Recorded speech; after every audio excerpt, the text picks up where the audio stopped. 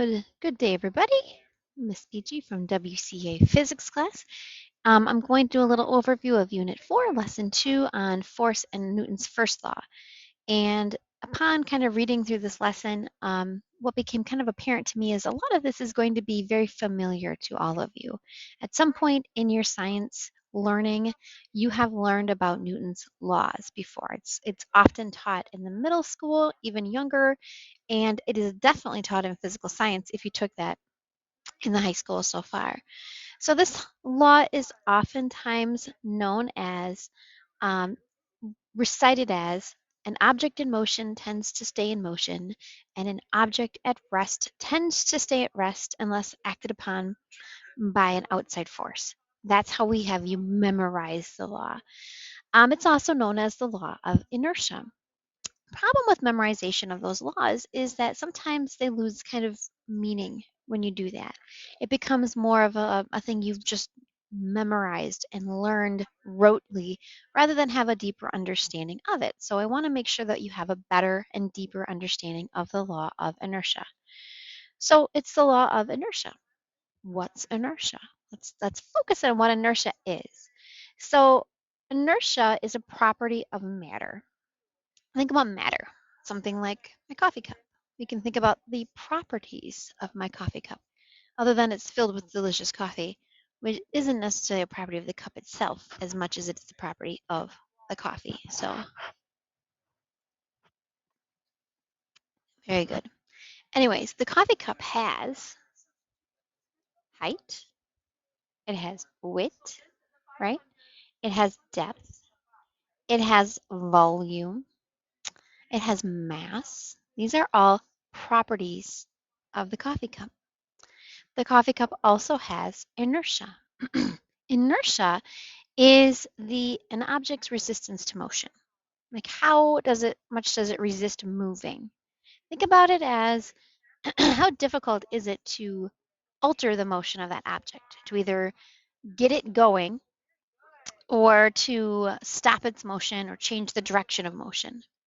And it's proportional to mass. So the more massive an object is, the greater its inertia because it's more difficult to get it moving, right? And the less massive it is, the lower its inertia is. An object has inertia whether or not it's moving. It doesn't have to be moving. It can be moving, but it doesn't have to be. When you think about an object in motion tends to stay in motion. Sorry, there was like a mosquito in here. And an object at rest tends to stay at rest unless acted upon by an equal and opposite force. Um, you have to have a force to move an object. I can't pick up my coffee cup unless I grabbed it and pulled it upwards.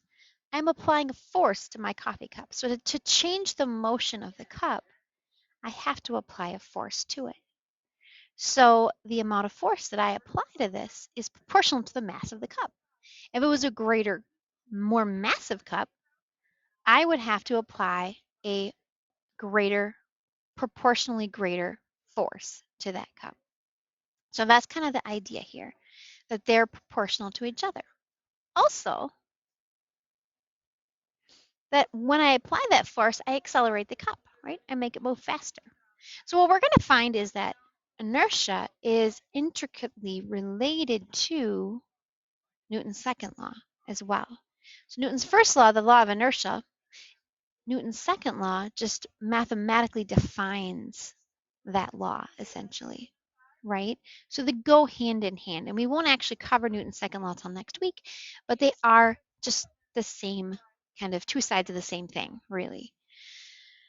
So it talks about force. What's a force? A force is a push or a pull. And how do we measure force? We measure force with the unit of Newton.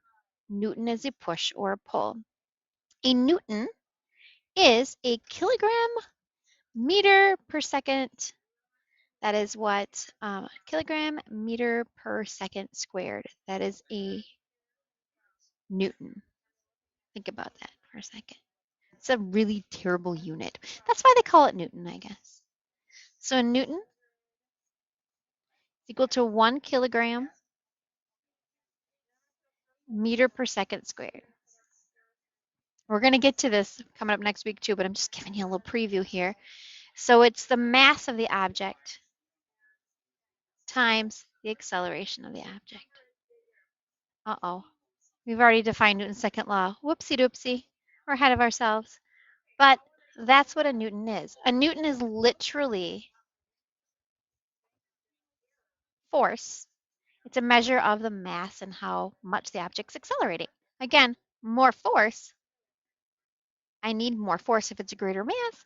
And if I apply more force, generally I yield a greater acceleration. So they all kind of go together, right? All right, the other thing that they go through in here is the difference between mass and weight. Again, something that you probably have learned before, difference between mass and weight.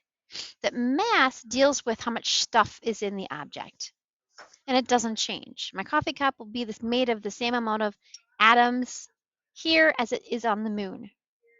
What changes is when I put it on a scale, how much does it weigh? So it weighs more on Earth than on the moon. Like, who cares? Because we're never going to the moon, right?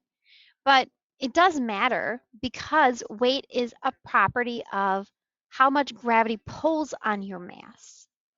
So the more gravity pulls on your mass, the greater your weight. If you weigh more, gravity's pulling on you more. Even on Earth, the more something weighs, the more gravity pulls on that object, the greater the mass. The more gravity's pulling on that object. That's important. Gravity is not equally affecting everything at once. Everything falls with the same acceleration. Remember, acceleration due to gravity is 9.8 meters per second squared on Earth. So a falling object is going to speed up at the same rate.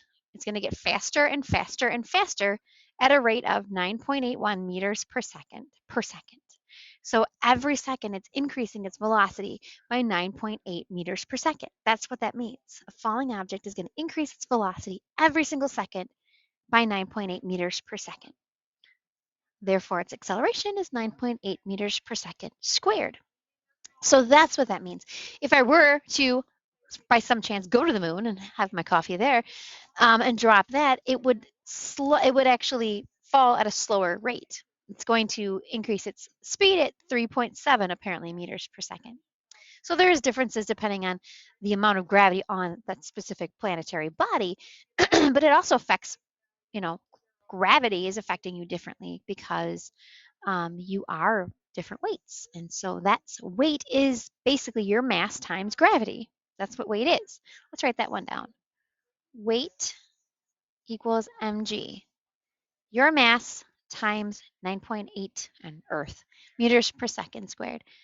Pretty much always going to be on Earth because that's where we live. But if you're going into science and studying astrophysics or something like that, then different planets may become important at some point. And hey, you never know. Maybe we'll be living on Mars in the next 100 years.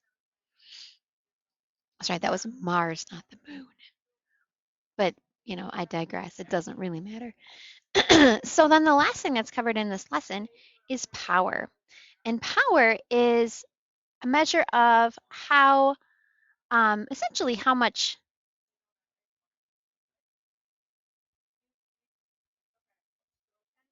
it's just basically a measure of force times velocity is what we're showing here. We can also look at it as a measure of work over time.